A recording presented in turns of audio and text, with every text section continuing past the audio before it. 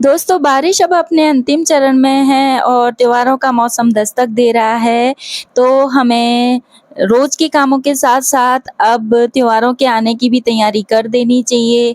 जैसे कि घर की साफ-सफाई है, बदलते मौसम के लिए घर को और खुद को तैयार करना है। तो समय रहते जब हम ये सारे काम शुरू कर देते हैं, तो त्योहारों के आने से पहले-पहले काम खत्म हो जाते हैं और हम मज़े से त्योहारों को एन्जॉय कर सकते हैं। Under the boughs where the shadows play, the wind hums songs at the break of day, whispering pines. इस कॉर्नर के लिए मैंने ये पीस लिली का एक इंडोर प्लांट तैयार किया। पीस लिली और ये है स्नेक प्लांट। ये दोनों ऐसे प्लांट हैं जो रात को भी ऑक्सीजन देते हैं, तो आप इन्हें आराम से बेडरूम में रख सकते हैं। तो यहाँ पे एक विंडो तो है, लेकिन इन पौधों के लिए रोशनी थोड़ी कम है। मैंने एक इस तरह का लैंप ऑर्डर किया था ताकि मैं इसे चार्ज करके दिन में इसे जला के रखूँ और पौधों को रोशनी मिल जाए, लेकिन ये इतना मुझे लग नहीं रहा कि इसकी रोशनी सफिशिएंट होगी। तो देखिए ये कम रोशनी हो रही है, तो मैं चाह रही हूँ कि यहाँ पे सीलिंग पे एक लैंप अटैच करवा लूँ, जिससे कि इन पौधों को रोशनी मिलती रहे।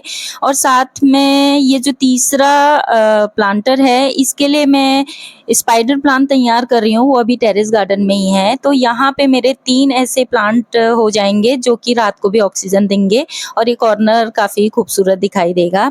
तो ये सारे काम होते हैं ना, तो उनको थोड़ा टाइम चाहिए होता है, तो पहले से अगर हम सब सोच के रखेंगे तो आराम से काम हो जाते हैं त्योहार आने से पहले। और आज मैं करने वाली हूँ इस अलमारी की सफाई, क्योंकि यहाँ पे डेली सफाई हो पाना पॉसिबल नहीं होता है, ये काफ़ी ऊंचाई पर है और यहाँ पे ऐसा सामान है जो कि कभी-कभी ही निकल पाता है। Only the forest holds. Moonlight spills through the velvet dark, etching patterns, leaving its बारिश के बाद जो हम घर की सफाई करते हैं वो बहुत ही गहरी सफाई होती है, क्योंकि हमें घर का कोना-कोना चेक करना होता है कि कोई कोना खराब तो नहीं हो रहा सीलन की वजह से, या किसी जगह पे मरम्मत की ज़रूरत तो नहीं है। तो वो सारे काम हमें करने होते हैं। साथ ही बहुत सारा सामान ऐसा होता है जिसे हम कभी-कभी यूज़ करते हैं, तो उसे भी हमें निकाल कर देखना होता है कि वो खराब तो नहीं हुआ बारिश की वजह से, उसे धूप दिखानी होती है। और कई सामान ऐसे होते हैं जो कि बहुत टाइम से हम यूज़ नहीं कर रहे होते हैं, तो उसे बार-बार सँभालने से बेटर होता है कि आप उसे डोनेट कर दें, किसी ज़रूरतमंद के काम आएगा वो। और तो यही सारा काम आज मैं करूँगी। यहाँ से सारा ये ब्लैंकेट वगैरह जो मेरे हैं, उन्हें निकाल के देखूँगी कि जो काम के हैं उन्हें मैं रखूँगी, बाकी जो काम आते हैं और जो काम नहीं आते उनमें से मैं देखूँगी कि किसे मैं रीयूज़ कर सकती हूँ और किसे मुझे डोनेट करना है। तो ये ज़रूरी भी होता है कि समय-समय पर हम अपने घर को डिक्लटर करते रहें, ताकि नए सामान के लिए भी जगह बन पाए, क्योंकि जब तक पुराना सामान घर से नहीं निकलेगा, नया सामान आएगा नहीं। और हमारी आदतें ऐसी होती हैं कि हम सामान को सहेज-सहेज के रखते रहते हैं सालों-साल। तो ये आदत थोड़ी-सी हमें चेंज करनी चाहिए और अपना जो पुराना सामान है, जो कि बहुत टाइम से आप यूज़ नहीं कर रहे हैं, उसे हटाते रहना चाहिए और इससे स्पेस की कमी नहीं रहती है और किसी ज़रूरतमंद के काम वो सामान आ जाता है। earth's gentle sigh, a lullaby sung to the open sky.